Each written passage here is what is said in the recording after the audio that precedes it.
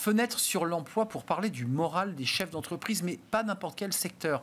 Les chefs d'entreprise du secteur agricole. Et on en parle avec vous, Frédéric Jean.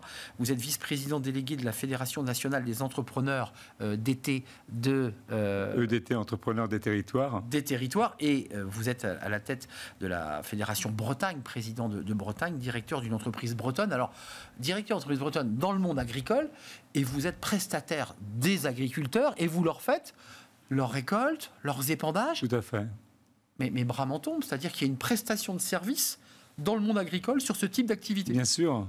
C'est vrai que c'est une profession qui est peu connue, pas assez reconnue dans notre sens. En fait, si on prend la fédération, elle existe depuis un siècle, donc elle est très ancienne. Mais pour autant, on monte vraiment en puissance. Aujourd'hui, sur les effluents d'élevage, par exemple, c'est 70% réalisé sur le Grand Ouest par les entreprises de travaux agricoles. En fait, l'agriculteur qui se spécialise sur l'élevage, lui, va être moins présent va nourrir ses bêtes. Champs. Son métier, c'est celui d'éleveur. Et il va confier en fait la partie travaux des champs, récolte à une entreprise de travaux agricoles. Les foins. Les foins aussi. Par exemple, la récolte du blé, moissonneuse-batteuse. Voilà, tout à fait. Concrètement, le moral aujourd'hui, il en est où? Parce qu'on a un monde agricole, on s'en souvient il y a quelques mois, la France et une partie du salon de l'agriculture avait été bloquée par des agriculteurs en colère. Le moral est bas aujourd'hui?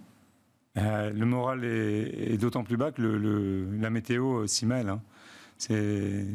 C'est vrai qu'aujourd'hui, on a en élevage, on a finalement un secteur élevage porc ou laitier qui va pas si mal que ça au niveau vraiment les prix sont remontés au niveau des prix. Par contre, des récoltes très compliquées.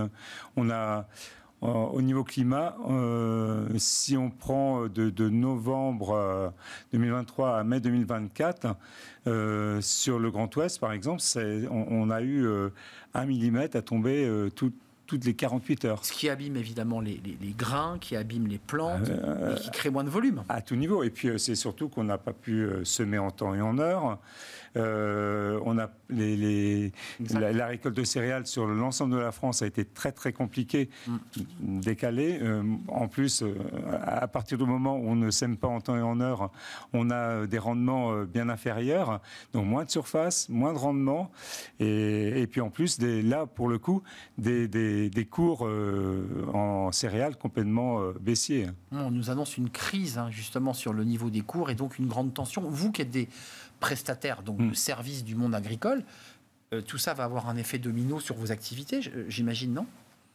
Oui, complètement, oui. Oui, si. De toute façon, quand l'agriculteur va bien, nous, on va bien. Et quand il va mal, forcément, ça vous impacte. C'est une évidence, oui. Un mot, c'est important, Frédéric, sur l'attractivité du secteur, parce qu'on le voit dans beaucoup de secteurs manuels où l'attractivité ne se fait pas ou ne se fait plus. Est-ce que vous avez, vous aussi, malgré la crise, des difficultés pour recruter? On a le chauffeur d'engins agricoles, en fait, c'est un métier passion d'abord. Donc c'est vrai, pendant très très longtemps, et jusqu'à peu, il était vraiment pas compliqué d'embaucher. Hein. C'est vrai qu'on a, là, avec toute la tension qu'on a pu avoir sur l'emploi, sur toutes les professions, là, on le ressent aussi. Et puis, c'est vrai qu'il y avait une chose, c'est qu'on avait un vivier agricole, on avait les enfants d'agriculteurs. Bien sûr. Enfin, voilà, bien souvent venaient en saison dans nos entreprises avant de reprendre la ferme familiale, voilà. Et ça, ça s'est tari, ça les jeunes ça s'est tari. Hein. Et puis on dit que d'ici 5 ans, on va avoir un agriculteur sur 2 encore à partir en retraite. Hein. Mais ça veut dire qu'on pourra continuer à nourrir la population, malgré tout, malgré les chiffres que vous nous annoncez? Mais les exploitations grossissent. Se concentrent, font appel à prestation ou ont des salariés. Hein.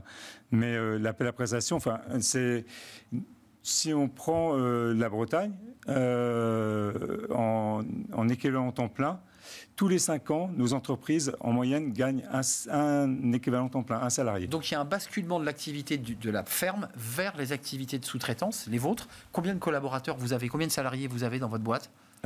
Moi, c'est un peu particulier, mais sur ma partie travaux agricoles, j'en ai une vingtaine. 20.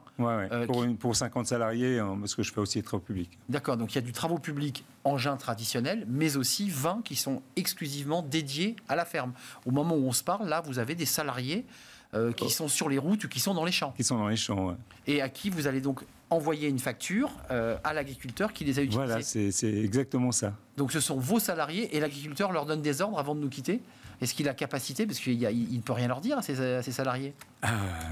Il commande un travail, donc il le commande auprès de nous.